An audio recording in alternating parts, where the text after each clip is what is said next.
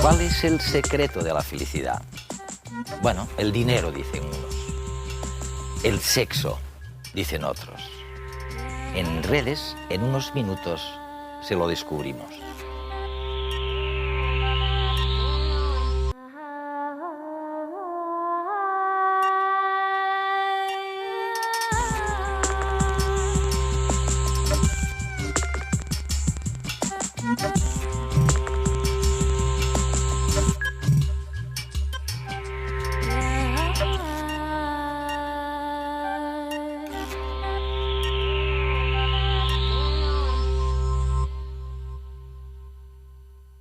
La mayoría de la gente cree que la felicidad depende de factores externos como, bueno, el dinero, la salud, la educación, el grupo étnico al que uno pertenece y hasta de lo que yo llamo los atajos a la felicidad, el sexo, las drogas. Y hace unos 10 años, escasamente, que la comunidad científica ha empezado a estudiar en serio este problema. Y las primeras conclusiones, consensuadas, dicen algo muy distinto. Y este programa lo vamos a dedicar al secreto verdadero de la felicidad.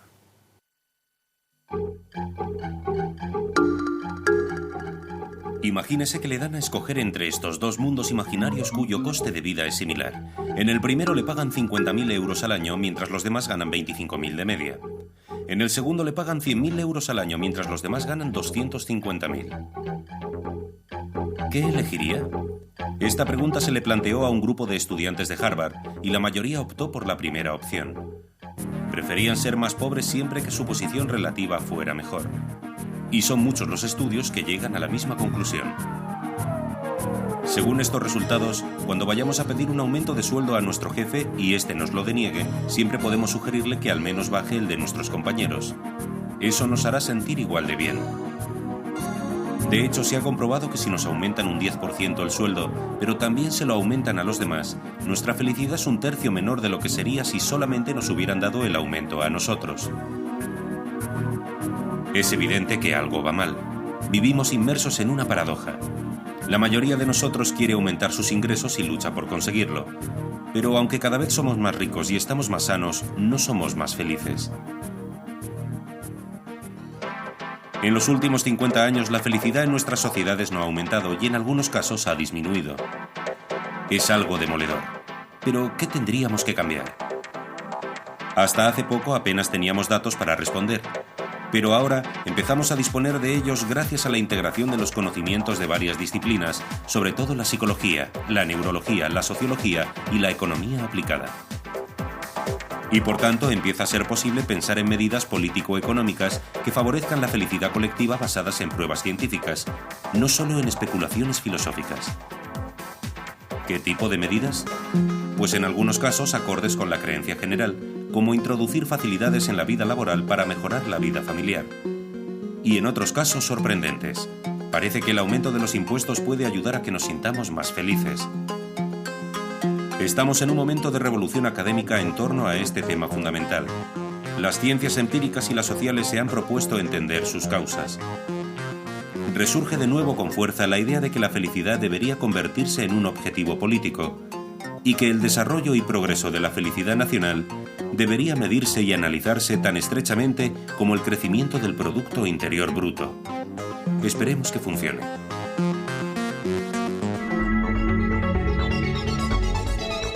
Richard Layard es un reputado economista y miembro del gobierno británico. Sus estudios sobre política económica y su propia trayectoria vital le han llevado a intentar contestar una difícil pregunta. ¿Qué pueden hacer los gobiernos para conseguir que la gente sea más feliz?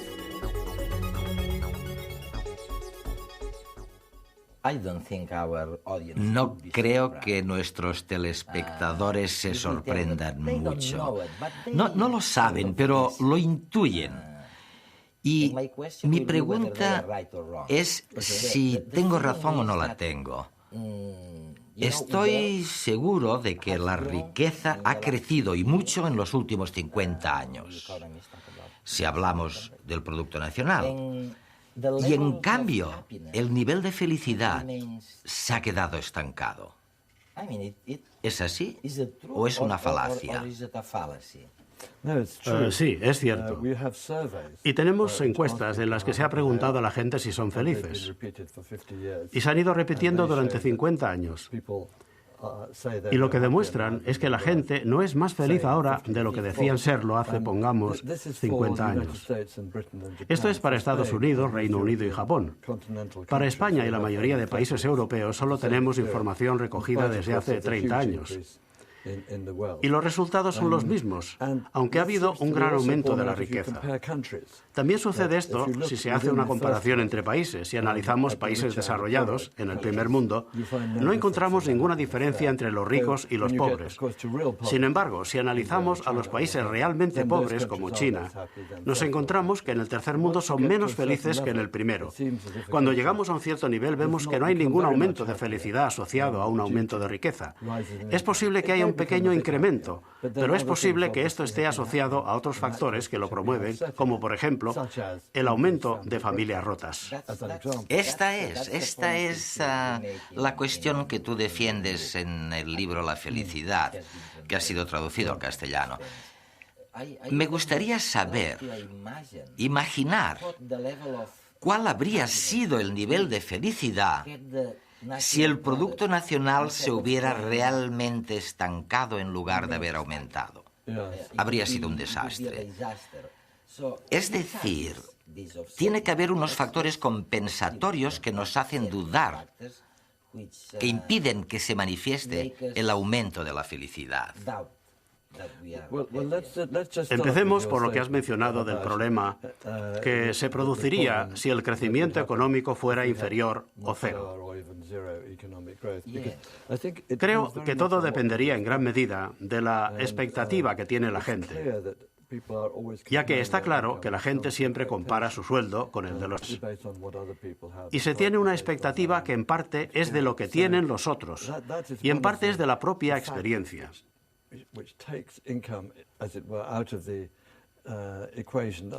Este es uno de los factores que considera que el sueldo no debe formar parte de la ecuación de la felicidad, aunque en realidad todos creemos que debería estar presente.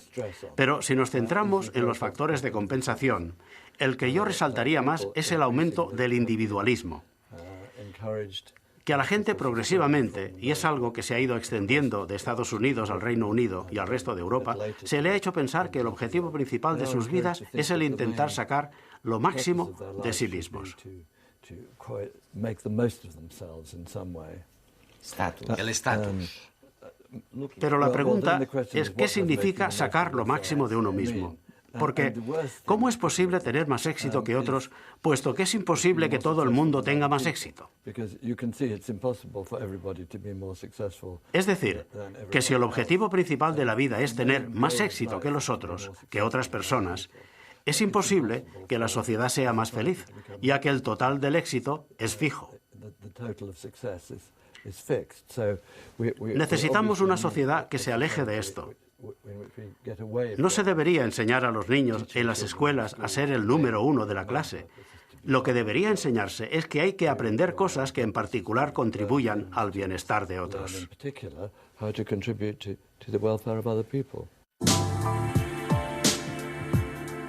Así que nuestra sociedad no es más feliz que hace 50 años, a pesar de haber aumentado la riqueza notablemente.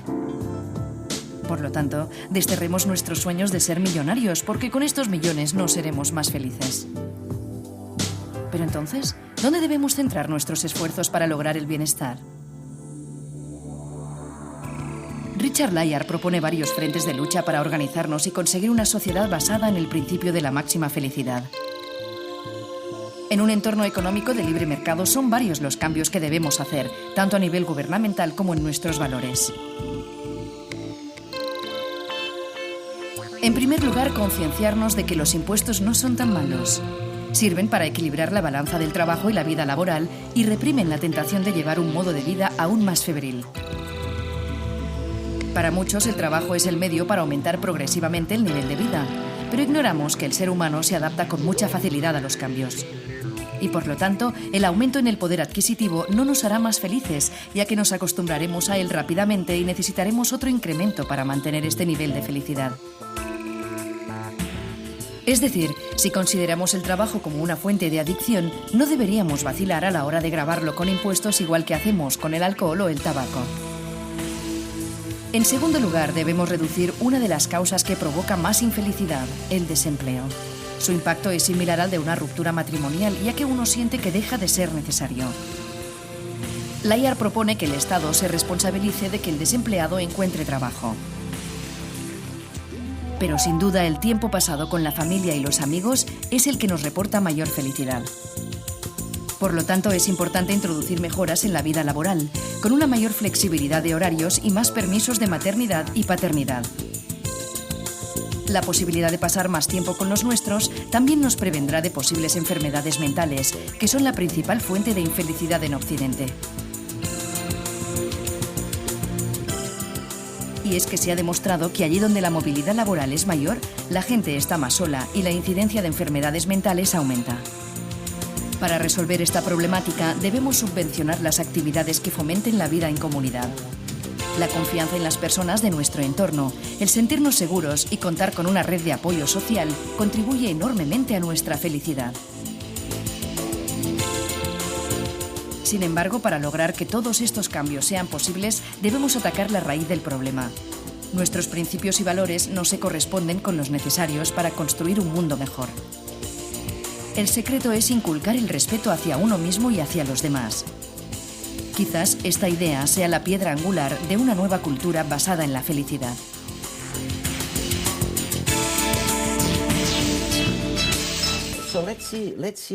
Veamos ahora cuáles son las causas reales o factores de la felicidad. Tú incluyes entre ellas el nivel de confianza. La confianza es una medida general para saber cómo funciona la comunidad. Y creo que es muy interesante que existe una gran diferencia en el nivel de confianza en los diferentes países.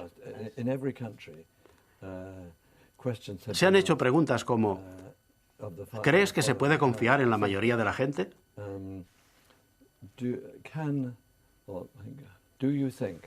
Se han obtenido respuestas que van del 60% que dijo que sí en Noruega al 6% en Brasil.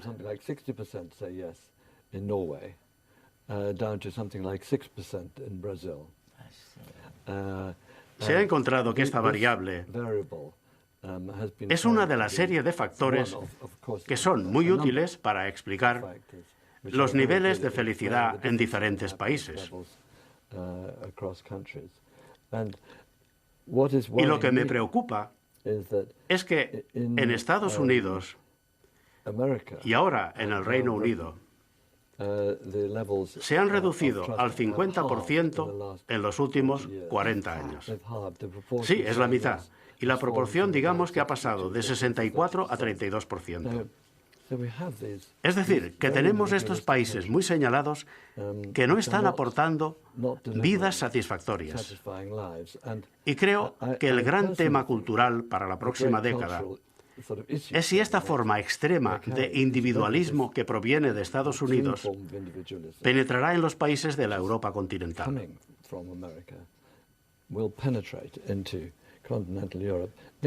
En Europa, los niveles no han descendido, aunque solo se llevan midiendo desde mediados de la década de los 70.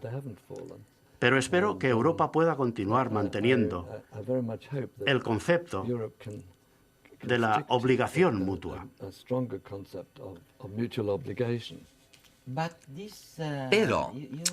Pero tú asocias esto a un creciente nivel de individualismo, ok, pero ¿qué pasa con el índice de crimen y de desorden en la sociedad que ha aumentado y que afecta seguramente a este nivel de estrés, de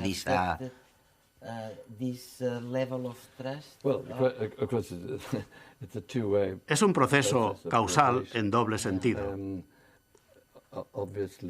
Está claro que la gente que siente menos responsabilidad mutua tiende a cometer actividades criminales. Pero es evidente que si se experimentan actividades criminales, se deja de sentir confianza en otros y responsabilidad mutua. Pero vamos a ver. Ahora llegamos a lo que es el último factor, para mí el más sorprendente de todos los que tú señalas. Me refiero a la confianza política, a la clase política. Tú dices, y creo que eres el primero en decirlo tan abiertamente, que la democracia, si funciona, hace a la gente feliz. ¿Por qué? El hecho, y esto proviene de las encuestas realizadas a nivel multinacional, es que los países menos felices, y aún siguen siéndolo, son los países que pertenecen a sistemas comunistas. Y es algo extraordinario. Los que están más bajos son los países que antes formaban parte de la ex Unión Soviética. Y los siguientes más bajos son los países de la Europa del Este, que también formaban parte del sistema comunista, aunque ahora empiezan a mejorar. En un principio empeoraron por culpa de la transición, que les produjo la sensación de dislocación y el aumento de paro. Pero ahora empiezan a mejorar, aunque tienen la herencia de la sospecha y la falta de control sobre la propia vida, que es el marchamo del sistema totalitario o comunista.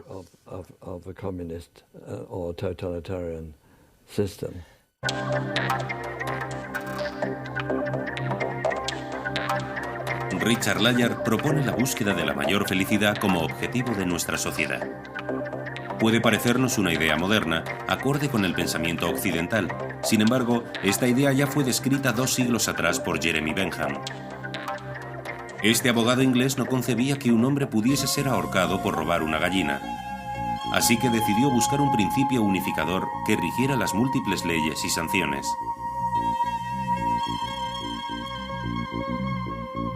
De sus reflexiones surgió una nueva corriente de pensamiento, el utilitarismo, que intentaba dar una mayor coherencia al sistema legal y moral inglés.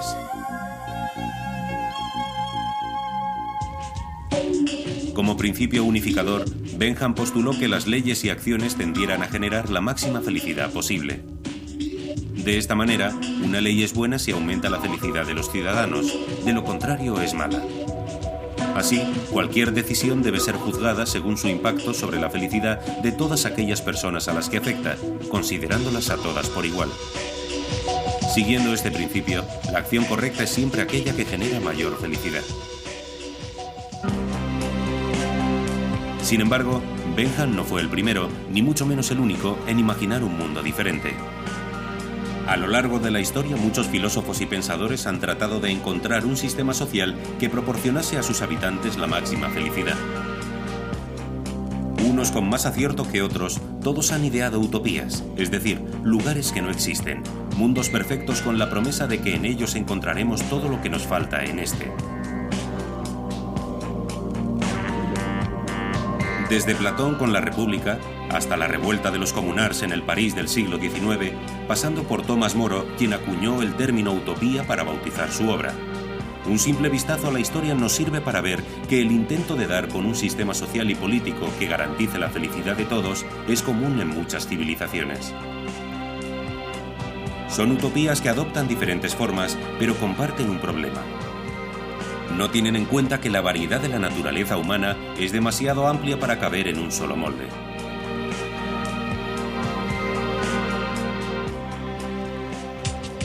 Inspirados por este hecho, varios escritores han imaginado cómo sería un sistema social cuyo objetivo sea conseguir el bien común. El resultado es la antítesis de la utopía, o sea, una distopía donde las individualidades quedan anuladas en favor de la comunidad. Y es que una de las mayores críticas a las utopías es creer que a través del análisis científico de la sociedad se pueden establecer normas para construir un mundo mejor. Es cierto que el estudio de los modelos nos puede ayudar a evitar malas decisiones, pero intentar predecir el comportamiento humano en base a estadísticas es más difícil. Si reducimos nuestras conductas a una simple interacción matemática, ¿Dónde quedan las pequeñas acciones que se salen de la norma y hacen algo especial del día a día?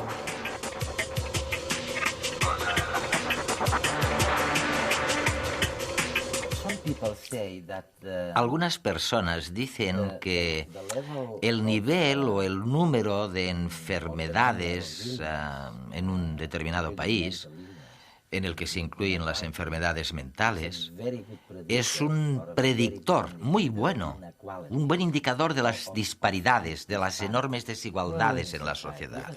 ¿Es así? Yo creo que lo sorprendente de estas estadísticas, sobre todo en el Reino Unido, es que las enfermedades mentales atacan en todas las clases sociales y en cada grupo educativo. Es ligeramente menos común de la media en el grupo de personas con estudios universitarios y es algo más común en las clases obreras, pero en general es muy importante en cualquier clase de la sociedad, y lo sabemos.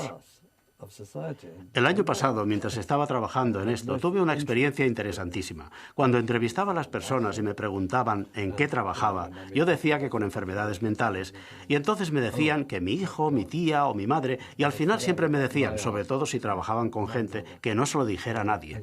Creo que todo esto es debido al estigma de la enfermedad mental y a que a las personas no les gusta que otras personas sepan que ellos la sufren o que tienen a alguien en la familia enfermo. People don't like other people to know that either they have it or somebody in their family has it. So the least happy, o sea que el que está más infeliz en Gran Bretaña, ¿qué grupo es? Son personas con un historial de enfermedades mentales y estoy seguro de que sería igual en cada país. Y también estoy seguro de que esto ha sido así desde la Edad de Piedra. Esto es uno de los problemas más importantes que afligen a la raza humana. Y en realidad, hasta hace muy poco, no sabíamos qué hacer más para intentar ayudarlos. Electroshocks era lo único. Hasta que se descubrió, hace 50 años, que había algunos fármacos que podían ayudar a muchas personas que vivían atormentadas. Este es uno de los elementos más importantes del progreso humano. Tú dices, sí, en los últimos 50 años.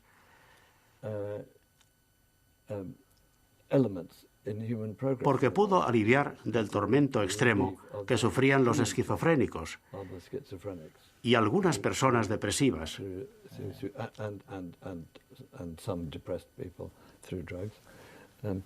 Y hace unos 30 años se descubrió el psicoanálisis, aunque no se ha podido demostrar que tenga un efecto positivo mesurable.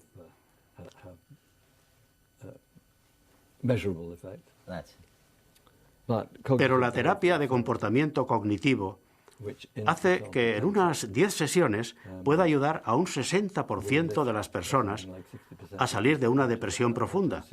Y esto está relativamente estudiado científicamente y por medio de la asignación de tareas. Diciéndole a la gente que, oye, que lo que piensa no es correcto. Y enseñándoles cómo pensar de forma positiva. Has mencionado la Edad de Piedra.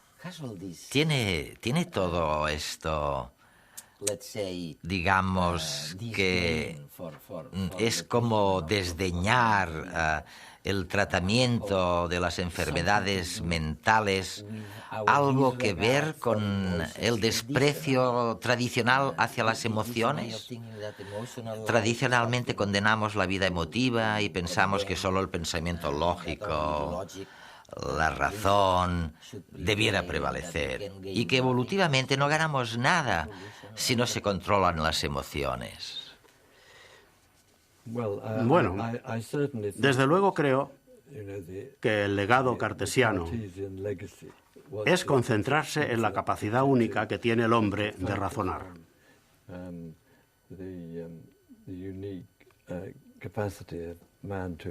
Y después vino esta idea de que las emociones y la razón están en conflicto.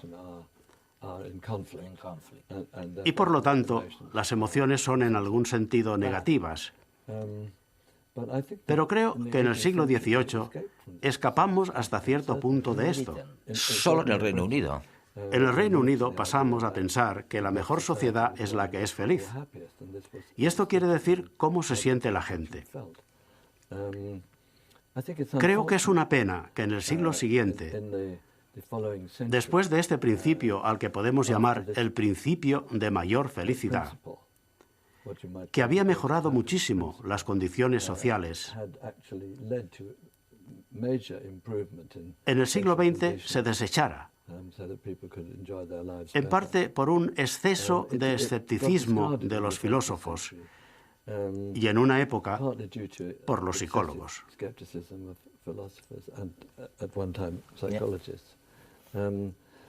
Ahora los psicólogos han comenzado a estudiar científicamente las emociones y han descubierto que son muy importantes para ver si una persona se siente bien o no. Creo que el futuro de nuestra civilización debe basarse en permitir a las personas que disfruten de la vida. Y para hacerlo, uno de los trabajos principales es saber qué condiciones son las que permiten a la gente el ser feliz. Creo que a mucha gente les gustaría que les enseñaran cómo regular su vida interior para poder relacionarse mejor con otras personas y consigo mismos. Y la palabra clave que utiliza el budismo para esto es la compasión. Me gustaría pensar que el gran concepto para este siglo XXI es la compasión, el desarrollo de la compasión. Compassion and the development of compassion.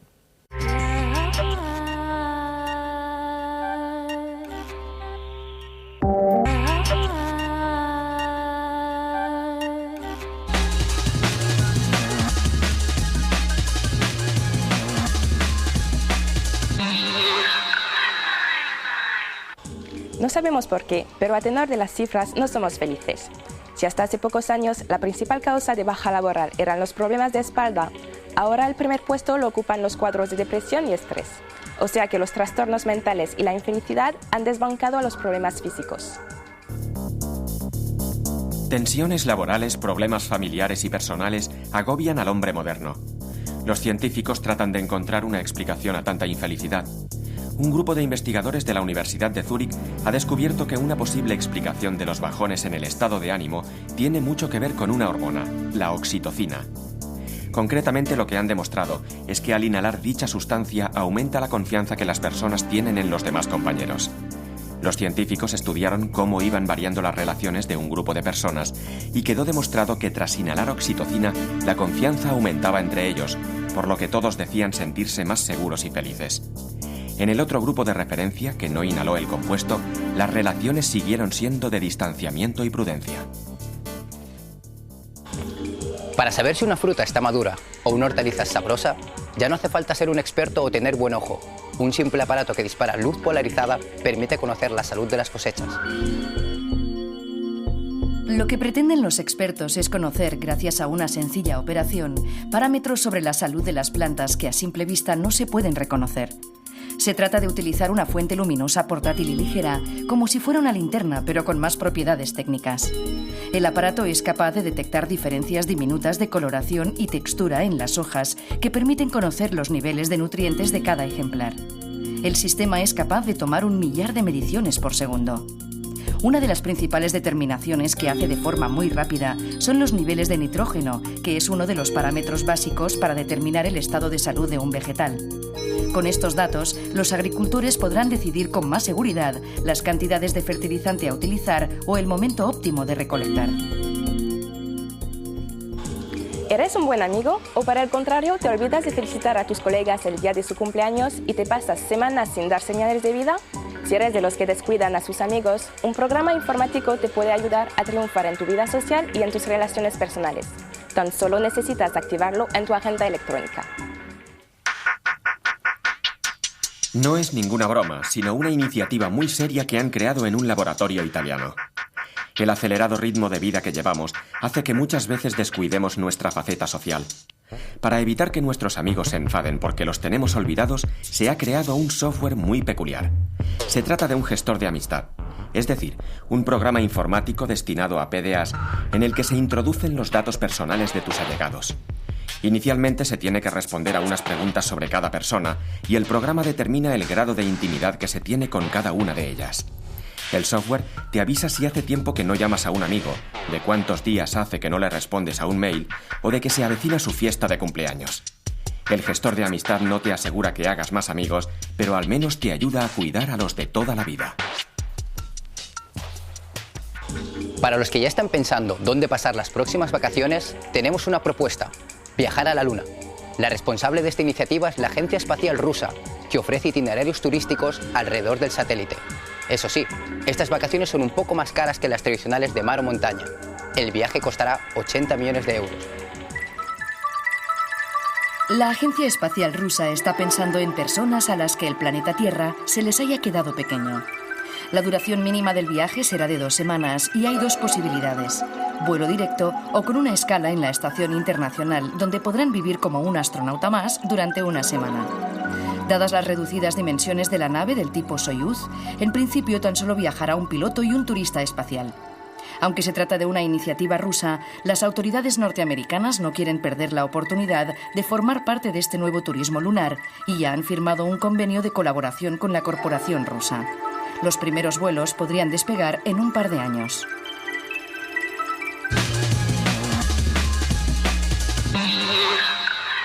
Bienvenidos a Redes, para tratar un tema hoy, el de los factores externos de la felicidad, que interesa seguro a todo el mundo. Y fíjense que nadie habla de por qué parece que de repente este tema interesa a todo el mundo. Yo les voy a hacer una sugerencia.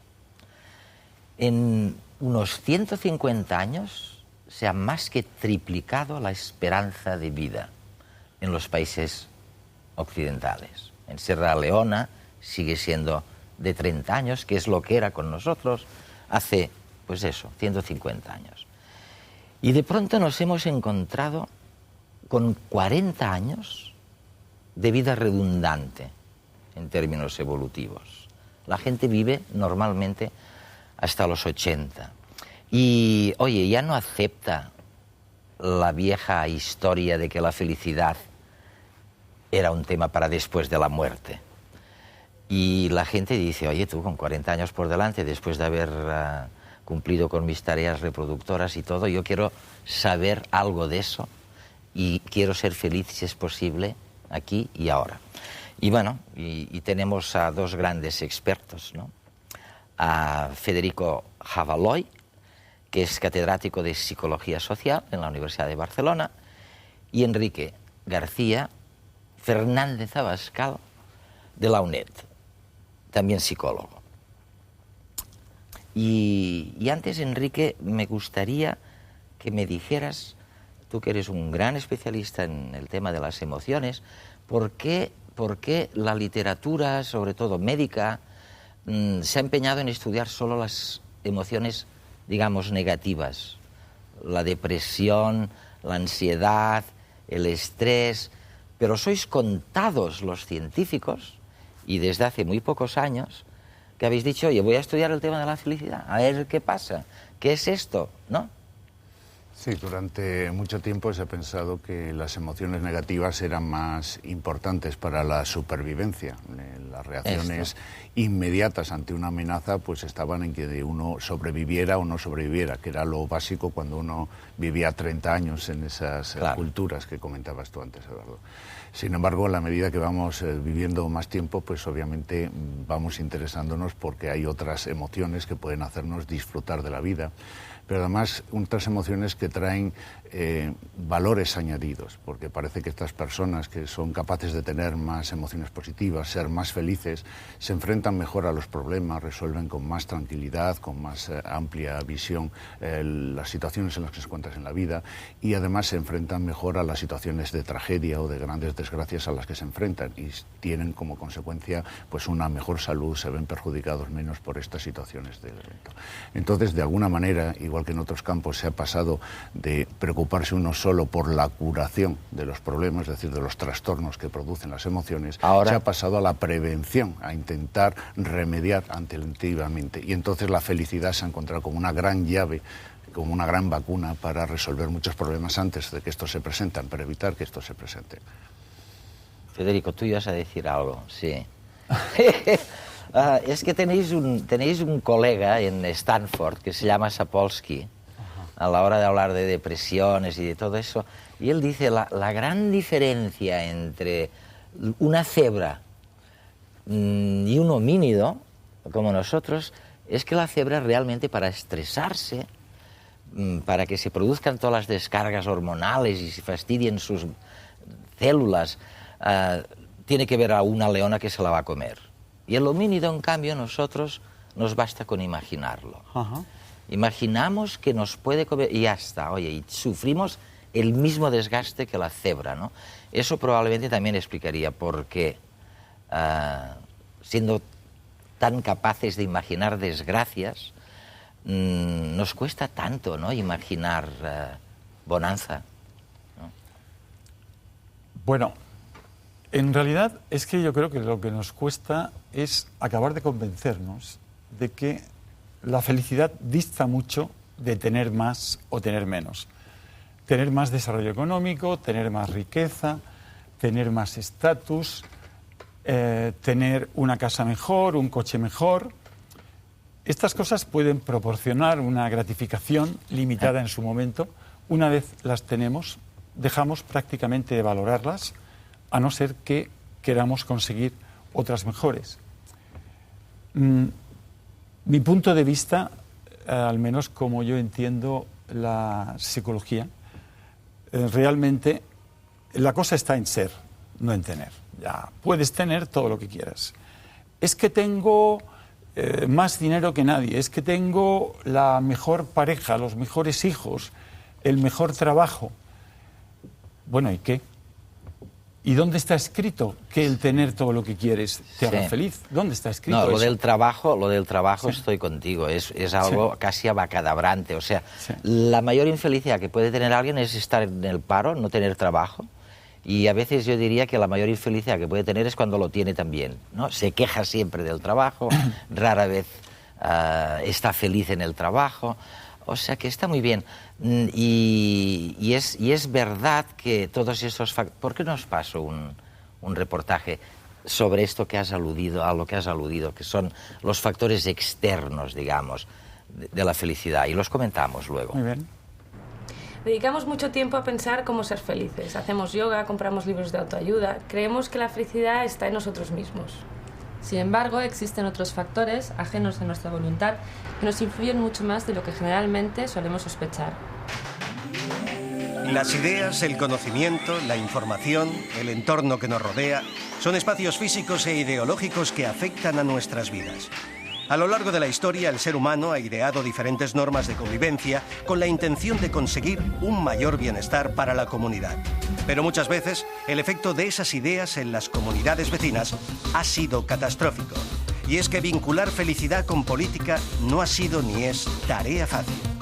La idea de vincular algo tan, en principio, subjetivo, psicológico, como es la felicidad con el sistema político, es una idea muy noble que introdujeron los griegos. Aristóteles decía que la felicidad de todos y cada uno de los miembros de la comunidad dependía, al fin y al cabo, de eso, de esa comunidad, de la polis.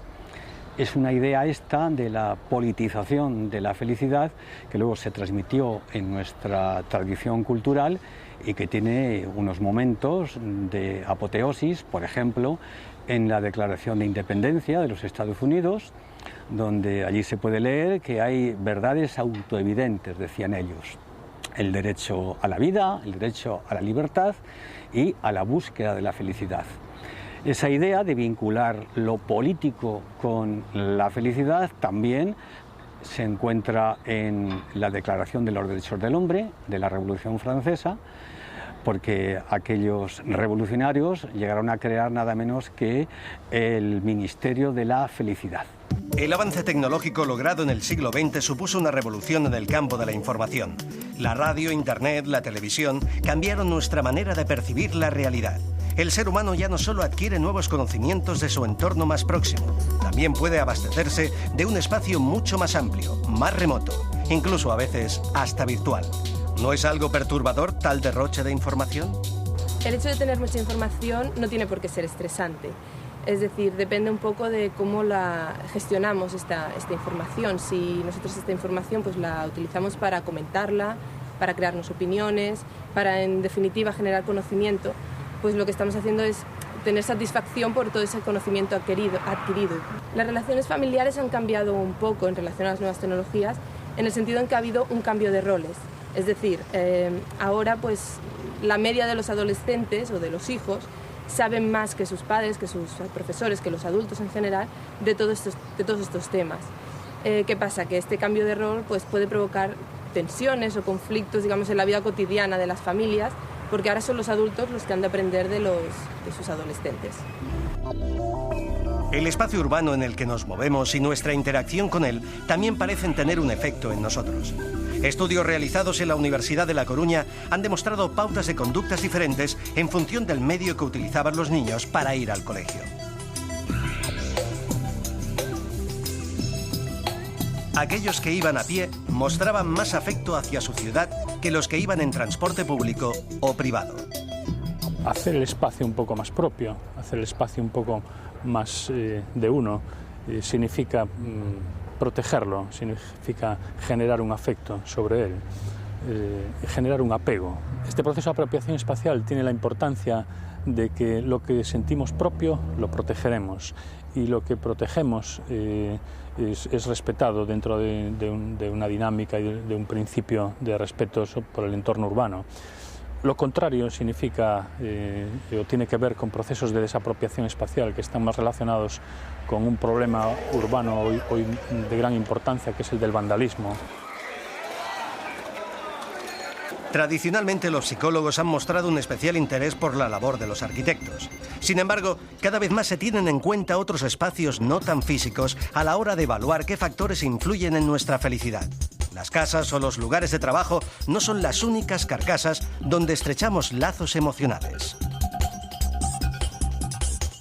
El espacio puede llegar a ser generador de tensiones, ¿no? De la misma manera que puede llegar a generar afectos, porque los espacios se cargan precisamente de emociones, de afectividad, que es el aspecto de la vida de las personas que más influye en las sensaciones que tenemos de bienestar, de felicidad o de satisfacción. No insistan demasiado en los factores externos, como la salud, el dinero.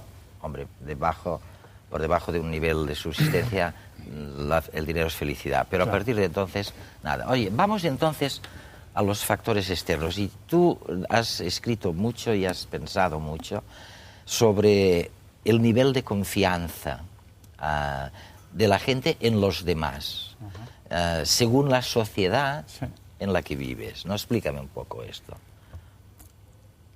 La confianza que tenemos en los demás en realidad es la base de las relaciones sociales, ¿no? El pensar, perdona que ponga un ejemplo tan directo, que la persona que te está entrevistando es honesta, que merece la pena las preguntas que te haga y merece la pena venir aquí al plató. Esta confianza es la base de las relaciones. Es la que permite una conexión con el otro, una empatía, ponerte en lugar del otro, y por tanto te permite dar el salto de tener afecto, tener cariño a otra persona en la cual has confiado. Yo pienso que no tiene nada que ver el nivel de felicidad que te viene por la amistad, por el amor, por la conversación tranquila, pues con uno de la familia, con un niño. No tiene nada que ver con la felicidad que te pueden dar cosas materiales que no penetran en tu intimidad. Tu intimidad es lo que hay que ganar para ser feliz, pero esa intimidad no tiene relación con el dinero ni con el coche. Estáis muy espirituales, ¿no? Sí, bueno, la felicidad es una experiencia subjetiva, es una experiencia interna y por lo tanto, pues todo lo que afecte a nuestro crecimiento, a nuestra maduración como persona nos ayudará a ser más felices. Esto tiene una secuela importantísima, yo creo, y me corregís si me meto demasiado en vuestro campo, pero si es verdad que la necesaria confianza en los demás es una condición de la felicidad, entonces la política tiene que ser muy importante y nadie cree que la política sea importante para la felicidad. Quiero decir que si no confías en el otro, ni en tu gobierno, de eso sé que se han hecho experimentos, resulta que eres más insolidario. O sea, si tú crees que vives en una sociedad insolidaria, tú eres insolidario. Si crees que vives en una sociedad, oye, colaborativa, entonces dejas de ser solidario. Es verdad eso, ¿no? Lo habéis comprobado. Correcto. En cierta manera, al otro lo creas tú con tu comportamiento. Porque si tú confías en el otro, ya estás anticipando que el otro saque lo mejor del mismo y que el otro sea sincero y no defraude tus expectativas. Ahora, si tú empiezas desconfiando del otro, ya... Ahora, a lo mejor te da razones el otro para desconfiar, ¿no? A lo mejor vives en una sociedad despótica, autoritaria, sí, torturadora, que no respeta, que no es transparente, que no... Y entonces es difícil ser feliz, ¿no? Obviamente hay de todo en esta sociedad y precisamente los políticos, pues estos últimos años no tienen fama de decir muchas verdades. Aquí el gobierno saltó cuando se le llamó mentiroso colectivamente. En Estados Unidos se le llamó mentiroso y todavía dura, pero la pérdida de confianza es la base ya de que la gente deje de apoyar a una persona, sea de la familia, sea un amigo, sea un político. Primer punto, importantísimo. Hay otro tema que me intriga muchísimo y que sé que los dos sabéis mucho de ellos.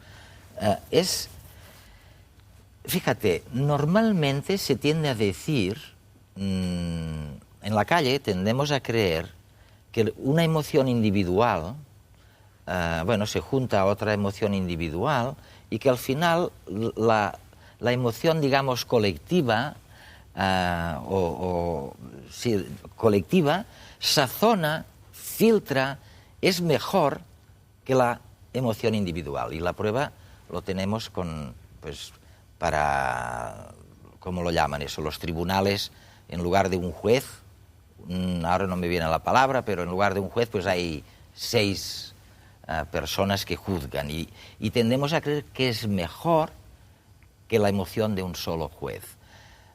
Y, sin embargo, cuando miro alrededor y veo los desastres del fanatismo, de las sectas, del engreimiento nacional, digo, oye, ¿será verdad que las emociones grupales sazonan, filtran, templan las individuales o mejor tener la individual?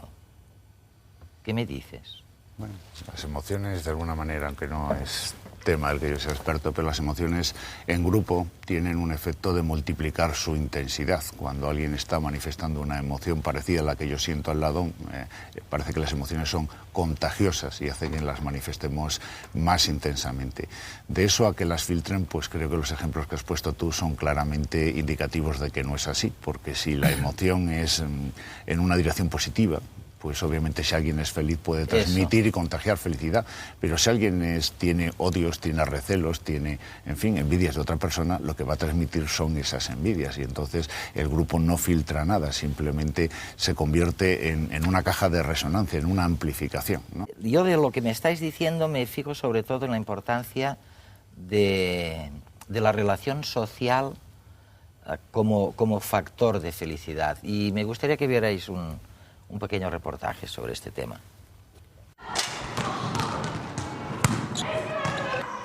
Sandra se puso hace 3 años a jugar a vóley.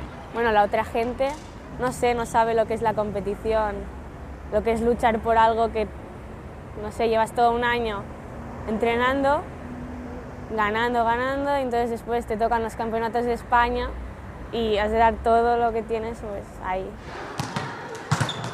Si no hubiera jugado a vóley me hubiera perdido muchas cosas porque he conocido a mucha gente que ahora no es como si formaran también parte de mi vida. El vóley ocupa hoy gran parte de su tiempo, pero hay más cosas. ¿De qué es lo que estoy más satisfecha? Pues supongo que de llegar tan alto con el deporte y a la vez pues también sacar buenas notas y tener un círculo de amigos que me gusta mucho también. ¿Eres feliz?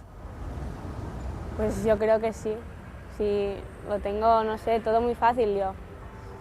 Lo único que he de hacer es que no he de trabajar, no he de ganarme dinero ni nada. Me siento muy afortunada. Lo único que hago es ir al colegio, ir al vóley, estudiar y ya está.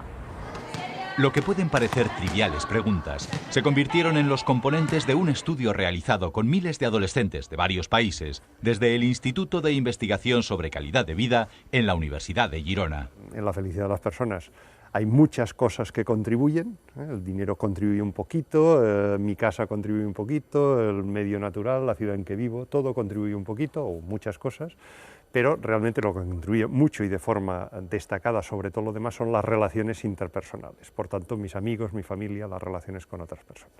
En concreto nosotros hemos preguntado sistemáticamente a los adolescentes, cuando cumplas 21 años, ¿por qué valores te gustaría que te aprecien los demás?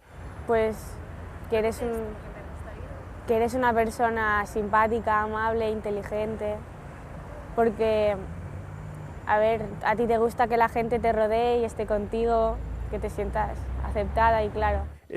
Nos salen los mismos datos entre 12 y 16 años, sin diferencias significativas ni por razón de género, ni por razón de edad, ni por razón de punto de muestreo, es el ser apreciados por su simpatía y por su amabilidad. Yo diría que en estos momentos la visión mayoritaria de los adultos es que no se creen la respuesta de los adolescentes, es decir, no puede ser que digan esto, que ese valor sea tan importante para ellos, etc.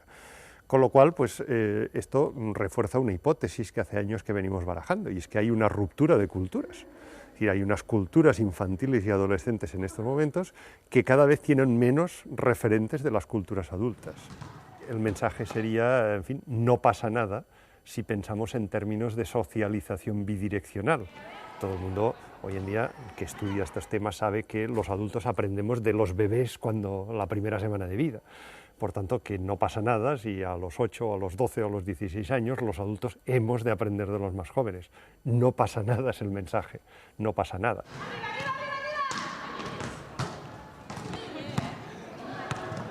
La importancia de las relaciones sociales en el tema de la felicidad. Oye, es curioso, fíjate que hasta ahora hemos mencionado el tema de la confianza en el otro, el tema de las relaciones sociales. Son los dos más importantes, que estáis de acuerdo y que no tienen nada que ver con los otros factores de que hablábamos, ¿no? Yo os voy a hacer una pregunta que os la pide nuestra audiencia, ¿no? ¿Cómo se aprende a ser feliz, ¿no? Y si se puede aprender a ser feliz, si es una emoción, que lo es, difícil el controlar las emociones. Yo creo efectivamente que es muy importante educar para la felicidad. Concretamente me ha interesado estudiar programas que se han aplicado en algunos países para incrementar la felicidad. En concreto, un norteamericano, psicólogo, Fordyce, durante varias semanas estableció un aprendizaje de la felicidad. En teoría, se puede aprender a ser feliz, como se puede aprender a conducir un coche o un idioma. En principio, ¿por qué no? Y entonces lo que hacía es varios factores clave, que yo lo resumiría en 3. Una personalidad sana, positiva. Sí. 1. 2. Unas relaciones sociales satisfactorias. Volvemos a lo mismo, sí. Y 3. Una actividad de trabajo o de ocio en la que te impliques totalmente. Es decir, que te encanta hacerla, que te gusta hacerla. Dices, el decir, pero de verdad, hago lo que me gusta y encima me pagan. Quien lo dice de verdad, que todavía no he visto a mucha gente que lo diga de verdad, hacemos a veces un poco el número, ese hombre es feliz. Oye, me alegro que mencionéis esta, porque es la tercera, yo creo que nos faltaba, ¿no? Y a la que hace referencia, bueno, los grandes, el Seligman, el propio Mihaly, o como se llame, que es el tema, y que la juventud no se olvide, o sea, que no es una cuestión de, no se puede ser feliz sin más. Hacen falta, dicen todas estas personas, estos científicos que han estudiado este tema, como vosotros, lo que me estáis diciendo es que hace falta desarrollar unas capacidades en las que tú exceles, en las que te diviertes y en las que eres bueno. La felicidad, como toda emoción, es transitoria. O sea que no intenten ser felices todo el rato. Aunque hasta la semana que viene, bien, pueden intentarlo. Hasta entonces, que sean felices. Esta temporada el concurso La Cuestión de Redes os propone un viaje al futuro. ¿Te atreves a imaginar cómo será el mundo en el año 2105? Cambio climático, recursos energéticos, terapias génicas o sistemas artificiales capaces de replicarse. ¿Cómo afectarán a nuestra vida cotidiana, a nuestra manera de relacionarnos? Puedes responder con un texto o con un formato audiovisual. Consulta las bases del concurso en nuestra página web. Atrévete a ser creativo sin olvidar el rigor. Nuestros horizontes se amplían exponencialmente. ¿Cómo te imaginas el mundo dentro de 100 años?